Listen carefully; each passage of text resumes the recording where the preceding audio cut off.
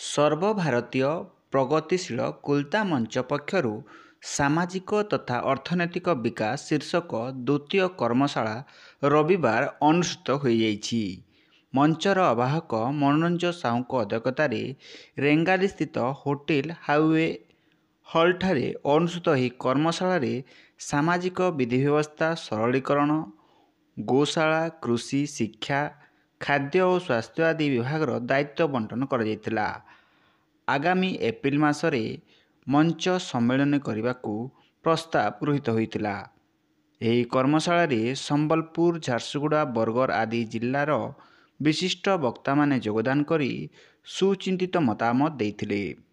କର୍ମଶାଳାରେ ମୁକ୍ତକଣ୍ଠ ପ୍ରଧାନ, ଅମିୟ ସାହୁ, ଦେବାର୍ଚ୍ଚନ ସାହୁ, ସୌମ୍ୟଦତ୍ତ ଶାସ୍ତ୍ରୀ, ଲୋକନାଥ ସାହୁ, ସୁଦାମ ସାହୁ, ଲକ୍ଷ୍ମଣ ପ୍ରଧାନ, ଜଟାଭୂଷଣ ସାହୁ, ଶଙ୍କର ବେହେରା, ରଜନୀ ପ୍ରଧାନ, ଆନନ୍ଦ ବିଶି, ପ୍ରତାପ ଖମାରୀ, ସ୍ୱରୂପ କୁମାର ଭୋଇ, ସୁନୀଲ ପ୍ରଧାନ, ରମେଶ ପ୍ରଧାନ, ଜେଠୁ ଭୋଇ, ଲୋକନାଥ ଖମାରୀ, ବିନୋଦ କୁମାର ବିଶ୍ୱାଳ, ସୁରଙ୍ଗ ପ୍ରଧାନ, କୁଳମଣି ନାୟକ, ଉର୍ମିଲା ବାରିକ, ଜ୍ୟୋତିର୍ମୟ ବିଶ୍ୱାଳ, ନୃପରାଜ ପ୍ରଧାନ, ସରୋଜ ସାହୁ ପ୍ରମୁଖ ସକ୍ରିୟ ଅଂଶଗ୍ରହଣ କରିଥିଲେ।